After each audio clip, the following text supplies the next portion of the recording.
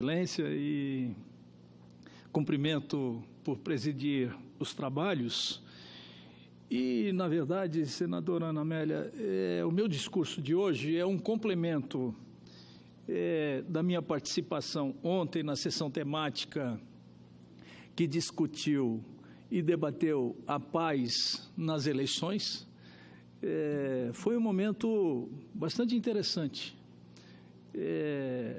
Saí daqui satisfeito com o que ouvi, do que debatemos e cujas perspectivas são extremamente interessantes, e propus ao final, inclusive presidi boa parte da sessão, sugeri que nós fizéssemos um manifesto do nosso encontro para remeter aos nossos candidatos à presidência da República, porque aqui debatemos todas as questões. E eu sempre defendi que um dos grandes problemas que nós enfrentamos hoje deriva das desigualdades e das diferenças sociais que nós nos encontramos hoje no Brasil.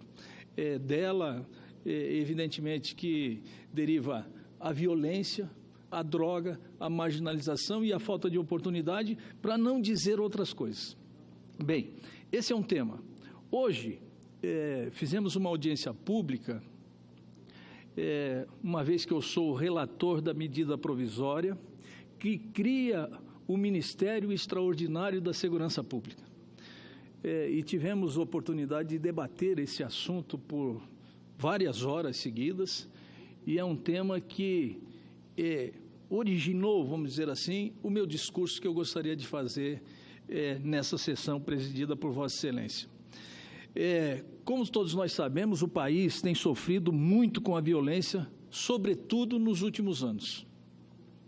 Ela se estendeu dos grandes centros urbanos, das grandes metrópoles, das capitais, para o interior, e hoje já atinge as médias e pequenas cidades brasileiras. Um dado extremamente preocupante e inaceitável do ponto de vista de um país como o Brasil. A violência que nós observamos está nas ruas, está na violência doméstica, a violência contra as mulheres, a violência nos presídios e agora a chamada violência também que está estampada diante do processo eleitoral. Eu falo essa questão para dizer e para mencionar números alarmantes que nós estamos convivendo hoje no Brasil.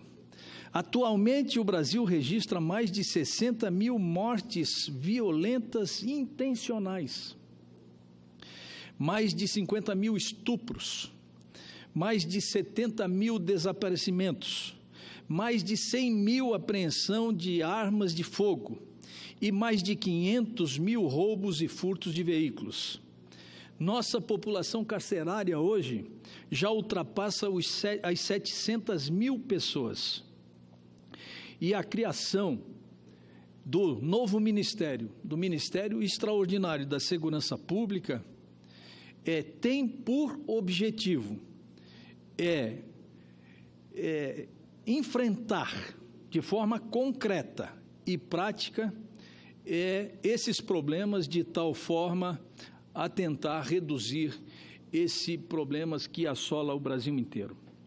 E não falo só na violência dos números, falo na violência verbal também, das acusações extremadas, das palavras duras e das ofensas pessoais utilizadas já tradicionalmente por algumas pessoas e até por alguns candidatos, que prefere o ataque generalizado contra seus concorrentes do que a apresentação de propostas concretas e viáveis para a sociedade brasileira. Falo também da violência física mesmo, propriamente dita, durante as campanhas eleitorais, que a cada eleição vem tomando proporções cada vez maiores e mais preocupantes. Nas eleições de 2016, a violência atingiu 17 cidades da federação e ocorreram 28 mortes. a pedido, inclusive, do então presidente do Tribunal Superior Eleitoral, ministro Gilmar Mendes, o governo chegou a enviar um efetivo de 25 mil militares da Força Nacional para vários locais em tensão do território nacional. Naquele ano ocorreu uma disputa eleitoral violenta em vários municípios brasileiros. No Maranhão, por exemplo, um candidato a vice-prefeito levou um tiro no braço durante um ato da campanha e, felizmente, sobreviveu. Na Bahia, um candidato a prefeito foi cercado em seu carro por homens armados que atiraram exageradamente a exaustão e, por sorte, ele não foi atingido e sobreviveu. Já no Rio de Janeiro, o candidato a vereador Marcos Vieira de Souza, presidente da Escola de Samba Portela, não teve a mesma sorte. Foi brutalmente assassinado. Esses são apenas alguns dos exemplos que coloco, no qual chegou a violência em nosso país durante as eleições.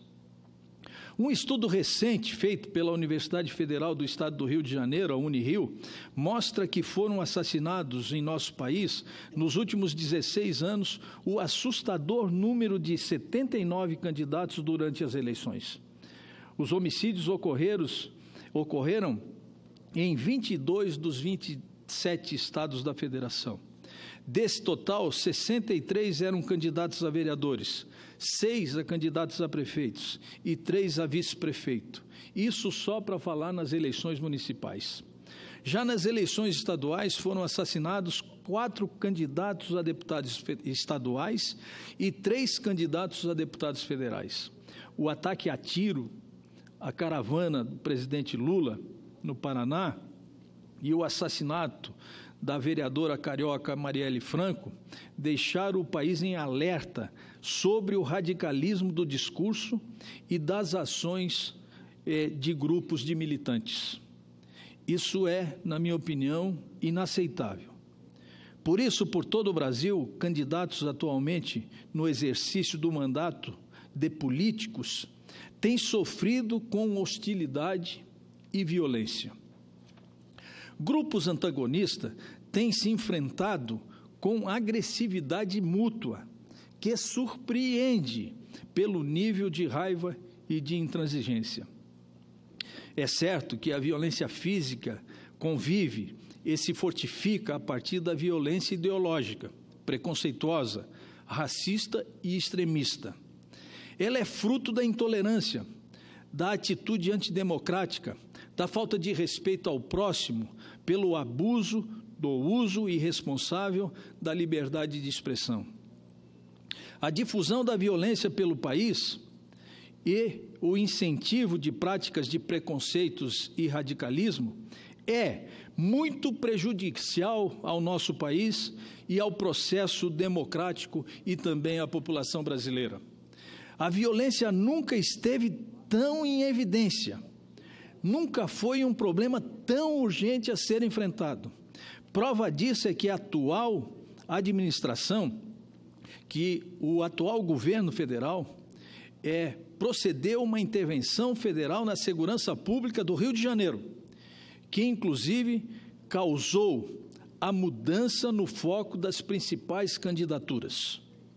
O combate à violência será, sem sombra de dúvidas, um dos principais assuntos que vão nortear as próximas eleições. Como já mencionei anteriormente, senadora Ana Amélia, sou relator da medida provisória número 821 de 2018, que criou o Ministério Extraordinário da Segurança Pública. E tenho defendido que o colegiado não se limite a discutir apenas a estrutura da nova pasta. Precisamos, sim, ir além, mas que aprofundemos o debate sobre a necessidade da melhoria das estruturas das polícias, da necessária integração e do uso da inteligência no combate à criminalidade. Desta forma, por outro lado, defendo que o problema da violência e da segurança pública não pode ser resolvido apenas por ações da polícia, mas pode e deve também ser tratado como um problema de políticas sociais nesse país. Estamos nos aproximando das próximas eleições. Aliás, estamos a 5 meses apenas da escolha dos nossos novos representantes, que serão o presidente da República, o vice-presidente da República, a renovação do mandato de 2/3 dos senadores, dos governadores, dos vice-governadores, dos deputados federais e dos deputados estaduais. E o momento de eleição sempre é uma grande oportunidade para renovação, para se restabelecer a esperança num novo Brasil, com um futuro melhor para os brasileiros e para as nossas brasileiras. Sobretudo porque o futuro presidente da República tem que não apenas se preocupar com o presente, mas tem que se preocupar, sobretudo, com o futuro dessa nação. Que destino nós vamos dar a uma política econômica e social capaz de resgatar os muitos que são pobres hoje e que merecem uma atenção especial do governo federal? Os candidatos estão recebendo um país dividido, com posições radicais e divergentes. A população encontra-se, de certa forma, indignada e revoltada. E o país não tem resolvido os problemas básicos da população e não cresce como deveria crescer. Tudo isso colabora para esse cenário atual que intriga e que polariza de forma radical e que causa uma intransigência generalizada em nosso país. Isso condiciona o debate político atual e, sobretudo, pode acabar contaminando a campanha que se aproxima, desviando o foco do que realmente interessa ao nosso país. Eu, sinceramente, gostaria de ouvir dos nossos pré-candidatos à presidência da República o que eles pretendem fazer com as reformas que são tão necessárias para o país. Que tipo de reforma vão propor à Previdência Social, uma vez que a Previdência Social do ano passado teve um déficit de quase 250 bilhões de reais. Essa é uma sangria que precisa ser enfrentada, mas precisa ser enfrentada com diálogo, e que não seja aqueles que menos têm, aqueles que vão pagar a conta pela reforma da Previdência. Quero saber dos candidatos à presidência da República que tipo de atenção e de posicionamento vão dar às diferenças e às desigualdades sociais que são brutais no Brasil. Que tipo de atenção nós vamos dar para a segurança pública? Que tipo de atenção nós vamos dar à educação, à saúde e, enfim, a tudo aquilo que precisa ser reformado no país? Precisamos buscar a construção de um plano estratégico de longo prazo. Não podemos pensar só no presente, temos que pensar no futuro. E essa é sim a grande prioridade do momento que nós estamos vivendo. E não podemos, em hipótese alguma, nos deixar levar pelo calor dos discursos fáceis e radicais, dos ataques pessoais, da incitação ao ódio e da polarização intransigente. Ao contrário, mais do que nunca, precisamos estabelecer um diálogo. Nós temos que estar acima das nossas divergências políticas, pessoais e partidárias. Estabelecer um verdadeiro diálogo de nação, na construção de novas ideias, de novos sonhos, para novas propostas para o país. E, sobretudo, realizar essas ações são imprescindíveis no sentido de diminuir, como já mencionei, as desigualdades, de prover as necessidades básicas dos brasileiros e das brasileiras que mais precisam. Esse era o meu discurso, senadora Ana Amélia, ao que agradeço a Vossa Excelência, mas quero ainda, bem rapidamente, só mencionar a minha alegria de poder receber aqui no plenário da mais alta Casa Legislativa do advogado Adenilson Biazus, que hoje serve o Estado de Santa Catarina como secretário de Estado de Desenvolvimento Econômico e Sustentável e que veio me fazer uma visita junto com o Michel, meu querido amigo e companheiro da juventude do PMDB de Santa Catarina. Prestando essa homenagem, quero prestar a minha homenagem a todo o povo do Oeste catarinense, que inclusive foram atingidos positivamente pelo discurso de Vossa Excelência em função do agronegócio que agoniza em função do protecionismo internacional e que merece, na verdade, mais do que merece, necessita de uma ação forte do governo federal, que já ultrapassou os limites do próprio secretário da Agricultura, que é um colega nosso, um homem extremamente preparado, a quem eu tenho admiração e respeito, o ministro Blairo Maggi, para levar esse caso ao presidente da República. Tem que ter uma ação da presidência da República, tem que ter uma ação brasileira de protesto a essa questão, porque o agronegócio é o sustentáculo da economia nacional e o sustentáculo da economia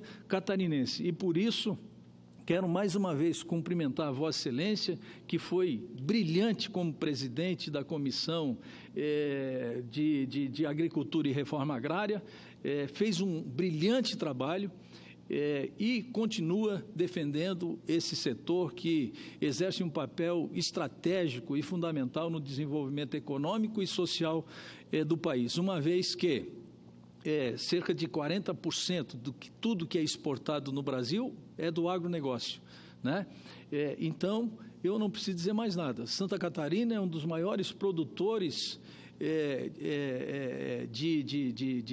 de proteína animal do país e é um dos estados que mais sofre com essas medidas protecionistas.